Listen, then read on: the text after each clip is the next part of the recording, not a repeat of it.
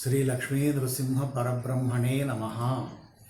మనకు కొంతమందికి స్వభావ సిద్ధమైనటువంటి గుణాలు కొన్ని ప్రత్యేకంగా ఉంటాయి. అవే మంచి గుణాలైనా వారి జీవితాంతం వారిని వదిలిపెట్టి పోవు. కానీ ఇక్కడ మనకు ప్రత్యేకంగా దుర్మార్గుల విషయం చెప్పబడుతున్నది. నీచమైనటువంటి వాళ్ళ యొక్క లక్షణాలు, అధమమైనటువంటి వాళ్ళ యొక్క లక్షణాలు చెప్పబడుతున్నాయి. ఎట్లా అంటే యస్వభావో హి యస్యాస్తే సనిత్యం దురతిక్రమః శ్వా యది క్రియతే రాజా తక్తిం నాశనాత్యుపానహం అని.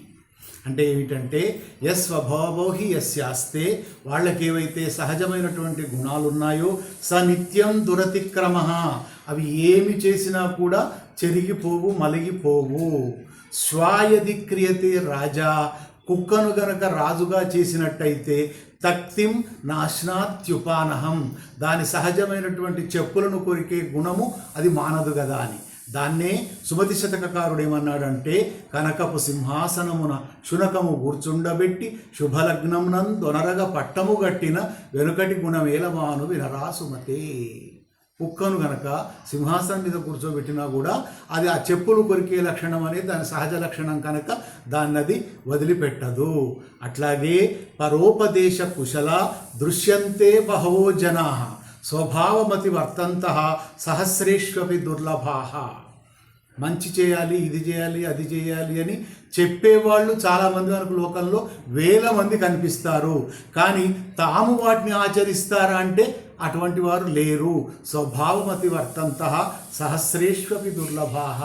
వేల మందిలో ఒకళ్ళు కూడా ఆ రకంగా పరులకు ఇతరులకు చెప్పేటందుకే నీతులు ఉన్నాయి అని మనకు ఒక సామెత ఉన్నది చూడండి. అట్లాగే ఎదుటి వారికి మనం అనేక రకాల నీతులను చెప్తాం, కానీ మన ఆచరణలోకి వచ్చేటప్పటికి వాటిని ఆచరించి చూపలేము. కాబట్టి ఆ రకంగా కొన్ని స్వభావ సిద్ధమైనటువంటి గుణాలు వారిని వదిలిపెట్టవు. ఇంకొకటి ఏమిటి అంటే రక్తత్వం కమలానాం సత్పురుషాణం పరోపకారిత్వం అసతాంచ నిర్దయత్వం స్వభావ సిద్ధం త్రిషు త్రితయం. రక్తత్వం కమలానం, తామర పువ్వులు ఎర్రగా అంటే పూర్తి ఎరుపని కాదు, గులాబీ రంగులో ఉంటాయి దాదాపు. రక్తత్వం కమలానం, వాటికి ఆ రంగు సహజం అనేది, రంగు ఉండటం అనేది సహజం. అట్లాగే సత్పురుషాణం పరోపకారిత్వం, గొప్పవాళ్ళ యొక్క మంచివాళ్ళ యొక్క లక్షణం ఏంటి అంటే ఇతరులకు మేలు చేయటం.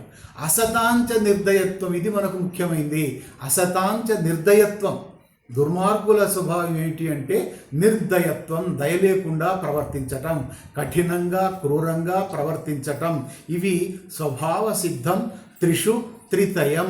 ఇవి వీరి యొక్క స్వభావ సిద్ధమైనటువంటి లక్షణాలు.